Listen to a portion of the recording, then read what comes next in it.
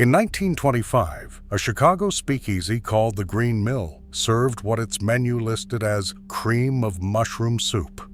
The tureen actually held iced champagne, smuggled through bribed customs agents and a chain of trucks running from Montreal.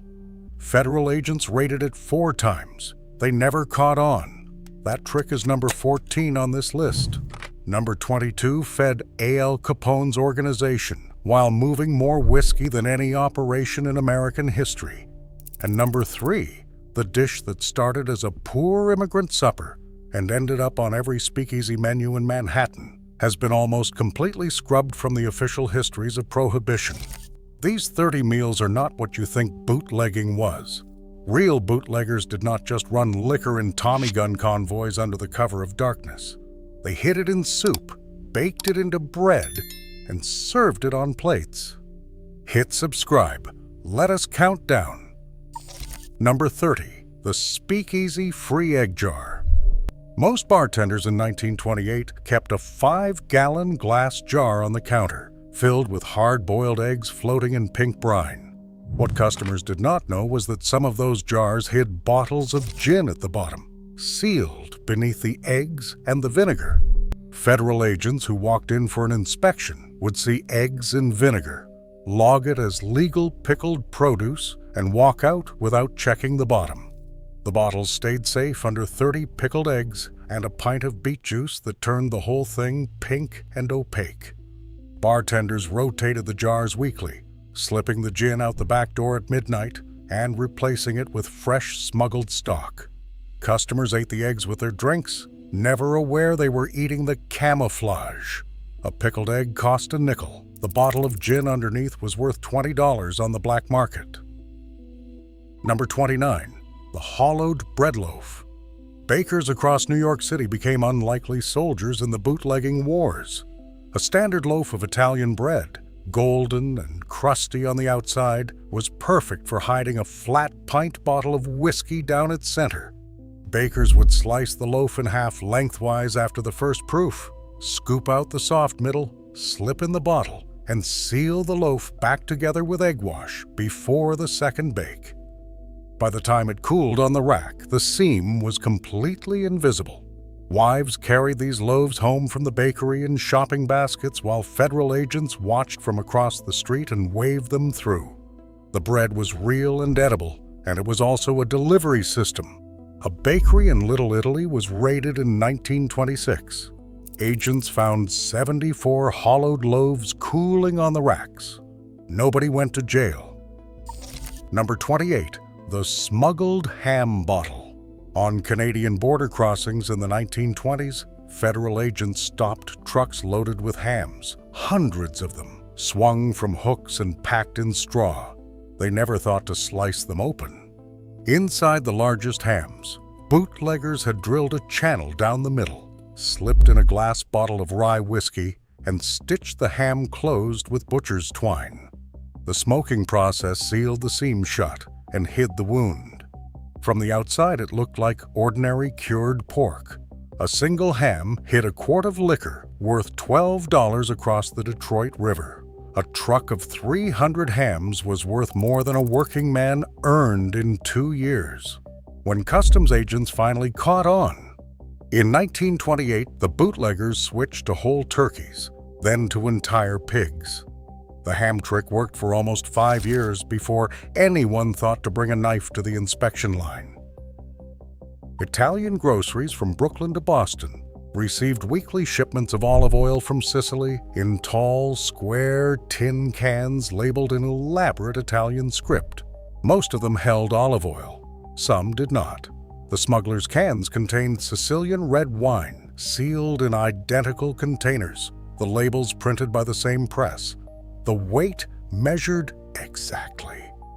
Customs agents who lifted a can felt the right heaviness, saw the right label, smelled the right oil residue on the seam, and stamped it through. The wine flowed straight from the can into the kitchens of speakeasies across the East Coast, where it was poured over plates of spaghetti and meatballs. Italian immigrants did not stop making wine during Prohibition. They got better at hiding it. The olive oil tin ran from 1922 until repeal. Federal agents never broke the system completely. Number 26. Coffee cup whiskey.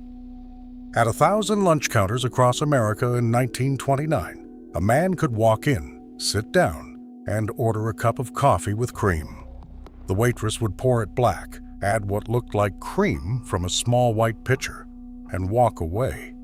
The cream was not cream. It was bourbon, lightened with a splash of milk to mimic the color, served in any establishment that had paid the local racketeer for protection.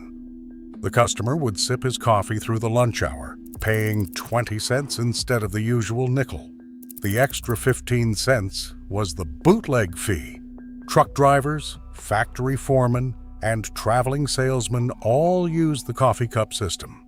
Federal agents who walked in and ordered the same thing never questioned what they were drinking. The disguise worked because nobody expected whiskey to come from a coffee pot at noon. Number 25. Bathtub gin punch. Here is what nobody tells you about bathtub gin. The stuff was awful. Bootleggers used industrial grain alcohol cut with glycerin, juniper essence, and sometimes turpentine, then poured it into bathtubs because that was the only container in a tenement big enough to hold the batch. The result tasted like turpentine because half of it actually was turpentine. So speakeasy operators had to hide the flavor. They invented the modern cocktail. A glass of bathtub gin alone was undrinkable.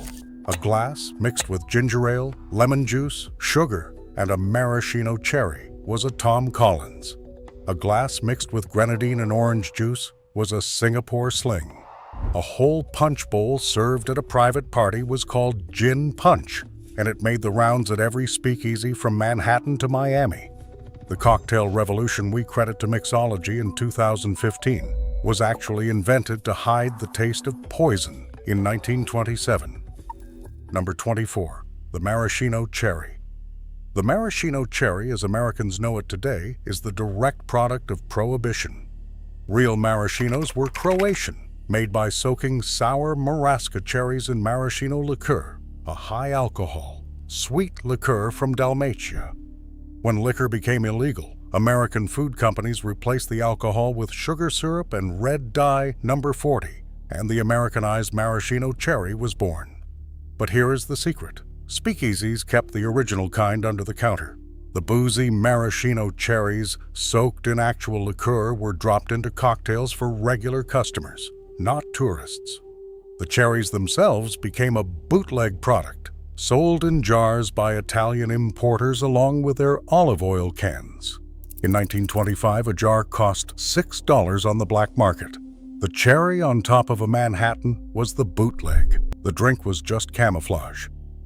Number 23. Sacramental wine.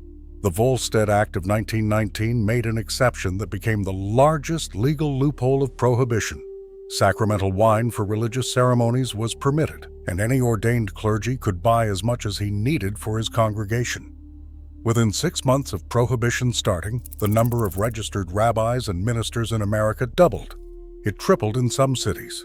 By 1925, federal records show that American congregations were drinking 800,000 gallons of sacramental wine per year, 3 times the pre-Prohibition rate. The wine flowed legally to churches and synagogues, then flowed quietly out the back door to speakeasies and private clubs. A bottle of sacramental Burgundy that cost the church $3 sold in a Manhattan supper club for $15. The clergy got rich. The bootleggers got rich. The drinkers got wine. The federal government got nothing. Number 22. Capone's Wednesday Spaghetti. Al Capone ate at a Chicago restaurant called the Bella Napoli on Taylor Street nearly every Wednesday night through 1929. He ordered the same thing every visit. Spaghetti with red sauce, meatballs, a bottle of Chianti, and bread torn straight from the basket. Chianti was the point. Italian restaurants across America used the religious wine loophole and the personal winemaking provision of the Volstead Act to keep red wine on every table. By 1928, more than 500 Italian restaurants in Chicago alone served pasta with what was technically illegal wine, and the federal government did almost nothing about it because Italian neighborhoods were considered too organized to raid. Capone's organization moved an estimated 30,000 cases of wine through Italian restaurants every month at the height of his power. Spaghetti dinner was bootlegging cover. The pasta was real. The whole operation was hiding behind a plate of meatballs. Number 21st, the brandied peach jar. First pattern break. A mason jar of peaches preserved in heavy syrup looked entirely innocent in 1924. A mason jar of peaches preserved in 3 cups of smuggled French brandy looked exactly the same. The trick was popular among rural bootleggers in Georgia and the Carolinas, where peaches were abundant and brandy was scarce. Wives would put up the brandied peaches in late summer, then ship them by mail in wooden crates labeled home preserves to relatives in dry counties. Postal inspectors would shake a crate, hear the liquid sloshing, see fruit floating, and pass it through. By the time the peaches reached the buyer in St. Louis or Cincinnati, the brandy was worth 10 times the price of the fruit. The buyer ate the peaches and drank the brandy from the jar with a long spoon. Nothing went to waste. Nothing was ever caught. Number 20, the whiskey teacup. At Mary Louise Cecilia Gwenon's Speakeasy in Midtown Manhattan, the most famous club in New York from 1923 to 1929, customers were greeted at the door, seated at small tables covered in white linen, and offered tea. The tea came in fine porcelain cups with saucers. The teapot was filled with Scotch whiskey. Texas Guinan, the hostess, called every man in the room a sucker, took their money, and watched them drink $18 bottles of imported Scotch out of teacups. When federal agents raided, the customers held up their teacups and pleaded innocent. "We were just having tea." The agents could not prove otherwise without seizing the cups, and the cups went into the kitchen and were rinsed clean before any test could be done. The whiskey teacup was the most successful disguise of the era. Hundreds of clubs copied it. Number 19, medicinal whiskey at the drugstore. Walgreens drugstore went from 20 stores in 1920 to over 500 by 1930. The reason was simple. Prescriptions for medicinal whiskey were legal under Prohibition. A doctor could write a prescription for a pint of bourbon every 10 days for almost any ailment, indigestion, fatigue, anxiety, or the flu. Pharmacies filled the prescriptions and sold the whiskey at $3 a bottle. Doctors charged $3 for the prescription. Patients paid $6 for what would have cost $1 before Prohibition, and everyone walked away legal. Famous brands like Old Forester, Old Grandad, and Jim Beam survived Prohibition because they had medicinal licenses. Walgreens itself, the chain you walk into today, became a pharmacy giant on the back of legal whiskey sales. The drugstore lunch counter became the new saloon. Most Americans in 1928 were drinking what their doctor prescribed. Number 18, the hot toddy at quitting time.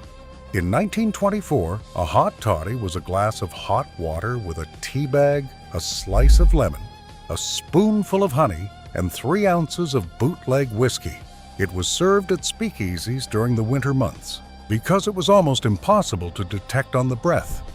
The lemon and honey covered the whiskey smell completely. The hot water carried the alcohol straight into the bloodstream, so it hit fast and faded fast. Working men stopped at the speakeasy after their shift, ordered a hot toddy, drank it in 5 minutes, and walked home warm and slightly drunk to wives who could not smell what they had been doing. The hot toddy was the perfect after-work drink for a Prohibition-era city. It was hot, it was cheap at 50 cents, and it disguised everything. Modern hot toddies are sweeter and weaker. The Prohibition version was medicinal in every sense. Number 17, smuggled corned beef. Irish bootleggers in Boston and New York moved more than whiskey across the Atlantic in the 1920s. They moved corned beef, specifically corned beef cured in barrels that had previously been used to ship Irish whiskey from County Antrim. The wood absorbed the alcohol during shipping, and then it released that alcohol back into the brine when the next round of corned beef was packed in. The result was a peculiar, sweet, smoky corned beef that tasted faintly of Bushmills, sold in Irish butcher shops in Hell's Kitchen in South Boston for 20 cents a pound. The barrels themselves, when finally emptied, were sold to bootleggers who poured fresh whiskey in and let the wood do its work in reverse. Corned beef and whiskey rotated through the same containers. The flavors blended. The smuggling system fed itself. Irish whiskey came free with the brisket. Number 16. The Speakeasy Chowder. A bowl of New England clam chowder at a Boston speakeasy in 1926 was thicker, richer, and more potent than any chowder served before or since. Chefs at speakeasies made the chowder with cream, salt pork, potatoes, clams, and a half cup of smuggled French sherry per gallon of base. The sherry hid in the dairy. The alcohol cooked off only partially during the brief simmering, leaving the chowder lightly fortified and the kitchen smelling like the docks of Marseille. A bowl cost 40 cents and came with a glass of beer or whiskey alongside. Customers ate the chowder, drank the booze, and felt warm twice over by the time they left. The trick was discovered when a federal agent in 1927 had 3 bowls and could not stand up to leave the table. The speakeasy was raided and shut. The recipe survived in private hands. Number 15. Whiskey Ham. A country ham cured for 6 months in a barn in eastern Kentucky was, in 1925, almost certainly cured in part with bourbon. The salt cure for traditional country ham included molasses, brown sugar, salt, and a generous splash of whiskey to deepen the flavor and prevent spoilage during the long aging. During Prohibition, that whiskey was almost always bootleg. Farmers in the back hollows of Appalachia kept their stills running and their hams curing in the same smokehouse, on opposite ends of the same building. The bourbon went into the cure. The cured ham went to market in Cincinnati and Louisville. A whole country ham at a Cincinnati butcher counter in 1926 sold for $9. It contained as much alcohol as a pint of bourbon, slowly aged into the meat. The flavor was extraordinary. Modern country hams have lost most of the bourbon character because the curing process changed after repeal. Number 14. The Cream of Mushroom Terrine. At the Green Mill in Chicago, the country club of the bootlegging world, dinner was a 4-course affair. The first course every night was cream of mushroom soup, served from a large silver tureen at each table. The tureen was hollow on top and contained actual cream of mushroom soup. The bottom compartment, separated by a false silver wall, contained a quart of iced champagne. The waiters knew which spout poured which liquid. Customers ordered the soup, were served half a ladle into a small bowl, then were poured a glass of champagne from the same vessel a moment later. To anyone watching from across the room, the entire table was just eating soup. Federal agents raided the Green Mill 4 times between 1925 and 1929 and never figured out the soup tureen. The patent for the device was filed quietly in 1922 as a serving vessel for cold and hot beverages. Number 13. The Bootleggers Beef Stew. Here is the meal that fed an entire industry of criminals across the back roads of America. Bootleggers ran whiskey through the night. They worked from sunset to sunrise, driving back roads, dodging federal agents, sometimes shooting their way through ambushes set by rival gangs. They needed food that traveled, stayed hot for hours in a thermos, and stuck to the ribs through a long shift. Bootleggers beef stew was the answer. Cooks at safe houses across the bootleg corridors of Kentucky, Tennessee, and West Virginia made enormous pots of stew with cheap chuck beef, potatoes, carrots, onions, and dark beer for depth. The pots were ladled into thermos jugs that runners carried in their cars along with their cargo. A man could pull over on the side of a dark Kentucky highway, pour himself a steaming bowl of stew on the hood of his Model A, eat it in 5 minutes, and keep moving. The stew was hot at midnight, hot at 3 in the morning, hot at dawn. Cooks at the safe houses became as important as the drivers themselves. Their stew kept men awake, kept them warm, kept them moving. Without it, the operation would have ground to a halt by Tuesday. The recipe was passed mouth to mouth, never written down. Most of it has been lost. Number 12, drugstore tonic and a sandwich. Walgreens, Rexall, and the dozens of other drugstore chains that exploded during Prohibition all served lunch. Most of them served the same thing: a ham sandwich on white bread, a pickle, a glass of tonic, and 10 cents in change. The tonic was the point. It was a tall glass of soda water, lemon syrup, bitters, and 3 ounces of medicinal whiskey, served over crushed ice with a lemon wheel. The sandwich was the cover. A businessman could walk into a drugstore, order lunch, drink 3 of these tonics over an hour, and walk back to his office completely drunk on legal alcohol. More whiskey was sold across drugstore counters between 1922 and 1932 than was sold in saloons before Prohibition ever started. The ham sandwich was a receipt. The tonic was the meal. At Italian-American weddings in the 1920s, the second course was always the same.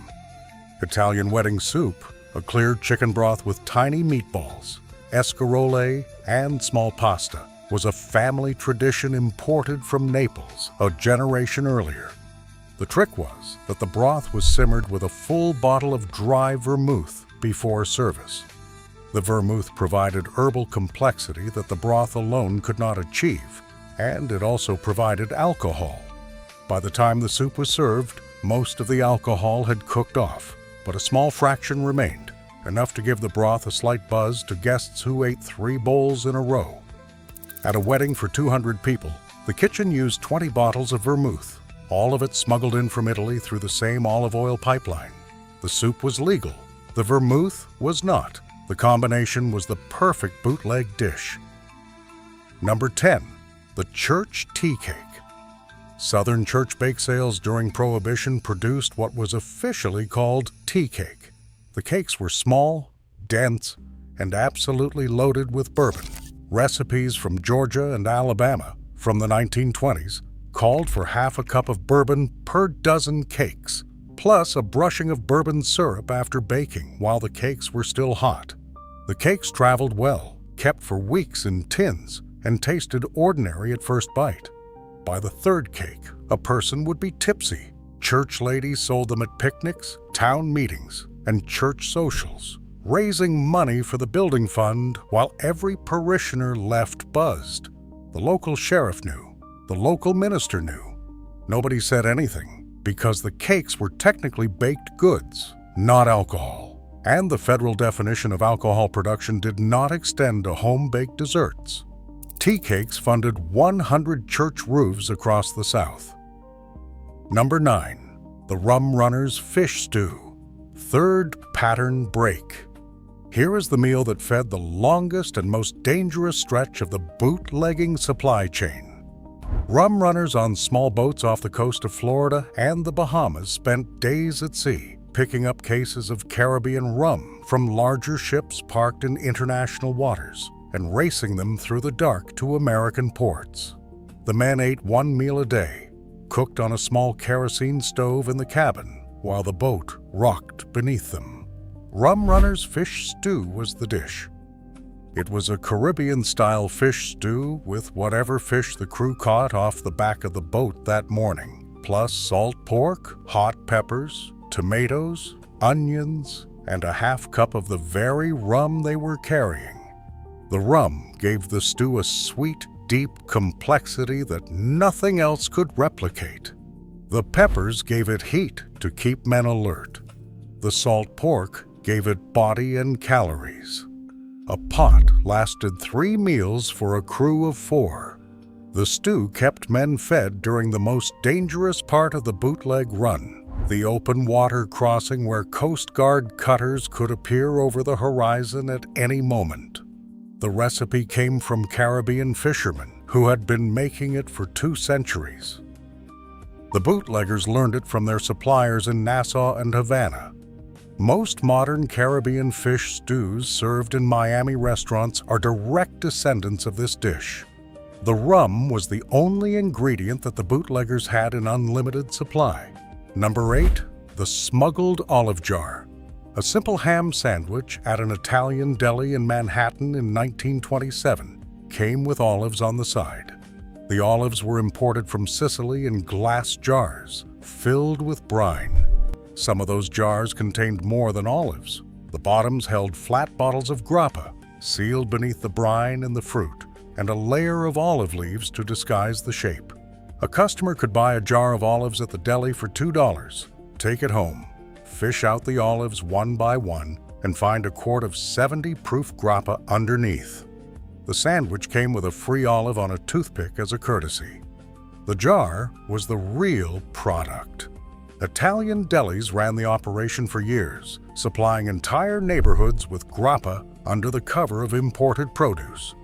The olives themselves were excellent, salty and firm. The grappa was even better. Customers walked out with the equivalent of a $15 bottle of liquor and a pound of cured olives. Number 7. Speakeasy Steak Diane. The flaming dishes that became signatures of fine dining in the 1950s and 1960s. Steak Diane, Bananas Foster, Cherries Jubilee. All of them came from the speakeasies of the 1920s. The reason was simple. Flaming alcohol at the table was theater that distracted federal agents during inspections. A waiter who poured cognac over a steak and lit it on fire created a spectacle that drew every eye in the dining room and made it nearly impossible to investigate the bottles in the kitchen. By the time the flame died, the alcohol had partially burned off, and the dish was technically legal under the cooking exemption. The cognac itself was smuggled. The lighting was the cover. Steak Diane at a New York supper club in 1928 cost $3 and came with a quarter pound of imported French cognac flaming dramatically over the meat. Restaurants today copy the dish. Almost none of them know it started as a smuggling operation. Number 6. Bootleggers Chili. Chicago bootleggers under Capone's organization ate a particular chili every Tuesday night at a restaurant on Halsted Street called the Western. The chili was made with cubed beef, kidney beans, dried chilies, garlic, cumin, and a full bottle of dark Mexican beer per pot. The beer came across the Texas border in trucks disguised as agricultural shipments. The chili used a quarter of the beer in the pot. The other 3/4 went straight to the speakeasy bar in the basement of the same building. The chili was the cover for the beer shipment. The beer was the real product. Capone himself reportedly ate this chili weekly with his lieutenants. After his arrest in 1931, the recipe was published in a Chicago newspaper as a curiosity. Modern Texas chili is in some sense descended from this dish, though most modern recipes have replaced the smuggled Mexican beer with American beer. The original was deeper, smokier, and considerably more illegal. Number 5. The hollowed turkey. At Thanksgiving 1925, federal agents in upstate New York stopped a delivery truck loaded with frozen turkeys headed for New York City. They counted them, weighed them, found them legal, and waved the truck through. Inside the largest birds, packed in their body cavities and sealed with stuffing and butcher's twine, were quart bottles of Canadian whiskey. A single 20-pound turkey hid 2 quarts. The truck of 300 turkeys hid 600 quarts. The whiskey reached Manhattan in time for Thanksgiving dinner, where it was poured at parties from Park Avenue to Greenwich Village, all weekend long. The trick worked because the turkeys were genuinely cooked at the destination by housewives who had no idea what was inside. The bottles came out before roasting. The birds went into ovens with regular stuffing and were served at family dinners. Nobody at the table knew the turkey had crossed the border with whiskey inside. Number 4. Drugstore Fountain Whiskey. At 1,000 Walgreens, Rexall, and Liggett's drugstores across America, the lunch counter served what was officially called a fountain drink, a glass of seltzer water with cherry syrup, lemon, and 3 ounces of medicinal whiskey was served alongside a hot dog or a sandwich for 30 cents total. The hot dog was real food. The whiskey was legal under prescription. The customer who walked in did not need a prescription because the pharmacist on duty had a stack of pre-signed forms from a cooperative doctor down the block. The customer paid 30 cents, drank his glass slowly over 20 minutes, ate his hot dog, and walked out drunk and legal. Walgreens grew from 20 stores to over 500 during Prohibition because of this exact system, repeated thousands of times every day. Drugstore lunch counters were the new saloons of America. The hot dog was a receipt. The whiskey was the meal. Number 3. The Immigrant Pasta Supper. The dish that fed Al Capone's organization while moving more whiskey than any other operation in American history was nothing more than spaghetti with red sauce, served at Italian restaurants and supper clubs across Chicago, Cleveland, Detroit, and New York. The spaghetti was real. The sauce was real. The Chianti, served alongside it, was smuggled through the olive oil pipeline. The whiskey hidden in the kitchen behind the pasta operation moved by truck, by train, and by riverboat through every major city east of the Mississippi. By 1928, more than 2,000 Italian restaurants nationwide were involved in the operation, knowingly or not. They served pasta, they served wine, they served customers who had no idea their dinner check was funding a continental whiskey ring. A plate of spaghetti at one of these restaurants cost 40 cents. The wine cost $1. The whiskey moving through the building behind the kitchen was worth more than the entire restaurant. The pasta was the cover. The cover was extraordinary. It worked for over a decade. It survived raids, arrests, and the assassination of Capone himself. Most modern Italian-American restaurants in the Midwest are direct descendants of these operations. The recipes survived. The history did not. Number 2. The bootleg sandwich basket. A peculiar product appeared in train stations across the eastern United States, starting in 1924. Wicker baskets were sold to travelers as box lunches. Each basket contained 2 sandwiches, an apple, a piece of cheese, a hard-boiled egg, and a thermos of coffee. The thermos was the key. The coffee was bourbon. The basket cost $1.25 at a railway counter, double the price of an ordinary box lunch. Travelers bought them, boarded their trains, and drank their bourbon coffee across state lines while eating their sandwiches and looking like ordinary commuters. The thermos was sealed by the vendor so it could not be smelled until opened. Conductors knew not to ask questions. Police knew not to inspect them. The bootleg sandwich basket moved more whiskey across state lines than almost any other smuggling method of the entire era because it moved 1 bottle at a time by 10,000 travelers a day and could not be stopped without searching every passenger on every train. Number 1. The free lunch at the speakeasy. The most important meal of the entire Prohibition era was not really a meal at all. It was the free lunch counter at every speakeasy in America. Pickled eggs, hard sausages, salted herring, smoked ham, dried beef, sharp cheese, rye bread, soda crackers, all of it. Free with the price of 1 drink at the bar. The free lunch fed millions of working men through the worst years of the 1920s and into the early years of the Depression that followed. It was the only nutrition some men got that day. It was the closest thing to a soup kitchen that many cities had. The food was salted heavily to encourage drinking, but the food was real. A working man with a nickel could walk into a speakeasy, buy 1 beer, eat his fill, and walk out fed. The free lunch was the foundation of the entire bootleg economy in America. Without it, drinking would have stopped at 1 shot, and the operations would have collapsed by 1925. With it, men stayed for hours, drank for hours, paid for hours. The free lunch was the engine. The whiskey was the fuel. Together they kept Prohibition-era America fed and drunk through more than a decade of legal sobriety. When repeal came in December 1933, the free lunch counter survived another 5 years before disappearing forever from American bars. Modern bars do not understand what they lost. The free lunch was the heart of the speakeasy. The free lunch was the heart of Prohibition. Drop the meal you would try in the comments.